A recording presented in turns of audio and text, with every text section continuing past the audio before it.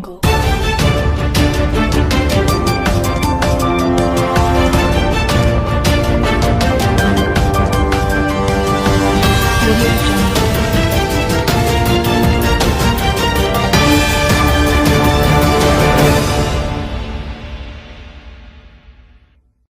Pulse 9 news కి స్వాగతం. డోన్ నియోజకవర్గంలో వాహనాల ఎఫ్సీలు లేక వెలవెలబోతున్న ఆర్టీఓ ఆఫీస్. నంద్యాల జిల్లా డోన్ నియోజకవర్గంలో 44వ జాతీయ రహదారి పక్కన ఉన్న ఆర్టీఓ ఆఫీస్ నందు వాహనాల ఎఫ్సీ చేయించుకోవడానికి వాహనదారులు వచ్చేవారు. ఇప్పుడు ఎఫ్సీ చేయించుకోవాలి అంటే జిల్లా కేంద్రమైన నంద్యాలకు వెళ్లాలని ఆర్టీఓ క్రాంతి కుమార్ తెలిపారు. అయితే వాహనదారులు జిల్లా కేంద్రానికి వెళ్లాలంటే డీజిల్ ఖర్చు, లారీలకి టిప్పర్లకి 10 నుంచి 15 వేల దాకా ఖర్చు వస్తుందని వాహనదారులు వాపోతున్నారు. మాకు డోన్ ఆర్టీఓ ఆఫీస్ నందు ఉంటే ఇక్కడే చేయించుకునే వాళ్ళం, ప్రైవేటు వారికి ఇవ్వడం వలన చాలా నష్టపోతున్నామని వాహనదారులు అన్నారు. ఈ సందర్భంగా మీడియాతో మాట్లాడుతూ, నంద్యాలకు వెళ్ళాలంటే ఎఫ్సీ చేయించుకోవాలంటే డీజిల్ ఖర్చు చాలా వస్తుంది సార్. వాళ్ళు వినియోగదారులు చాలా ఇబ్బంది పడుతున్నారు.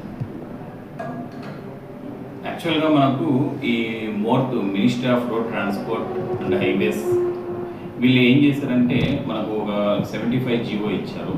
అంటే మన చట్టంలో ఆల్రెడీ ఉంది, ఎఫ్సీలు ఆటోమేటిక్ టెస్టింగ్ స్టేషన్లోనే జరగాలి.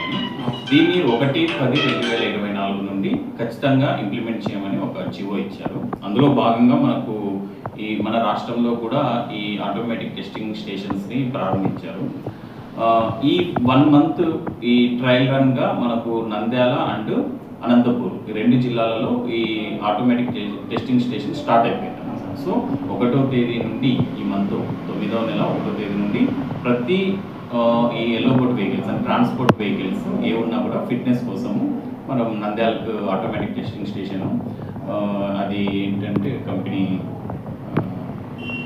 ఏదో పేరు, అక్కడ వెళ్ళమన్నారు. సో వెహికల్స్ అన్ని అక్కడికే వెళ్ళాల్సి వస్తుంది. కానీ జిల్లా ఇప్పటికి ఒక్కటే పెట్టడం వల్ల ఇబ్బంది అవుతుంది కదా సార్. ఆల్రెడీ ఇంకా ఖచ్చితంగా కొద్దిగా ఇబ్బంది ఉంటుంది. ఎందుకంటే అంతకుముందు ఈ డోను, ప్యాపిలి, బేతంచెర్ల ప్రజలు ఈ వెహికల్స్ అన్ని ఇక్కడ డోన్ ఆఫీస్కి వచ్చేదన్నమాట. కొద్దిగా దగ్గర సెంటర్ పాయింట్ ఇది. సో డోన్ ఆఫీస్కి వచ్చి ఎఫ్సీ చేయించుకునే వాళ్ళు. ఇప్పుడు ఏంటంటే నంద్యాల వరకు కంపల్సరీ వెళ్ళాలి. యాజ్ పర్ నోటిఫికేషన్ మాకు ట్రాన్స్పోర్ట్ కమిషనర్ నుండి ఇచ్చారు. సో ఆ రోజు నుండి మాకు ఇక్కడ ఏ ఎఫ్సీ కూడా చేయొద్దన్నారు. మేము చేయట్లేదు, ఖచ్చితంగా అక్కడికే వెళ్ళాల్సి వస్తుంది.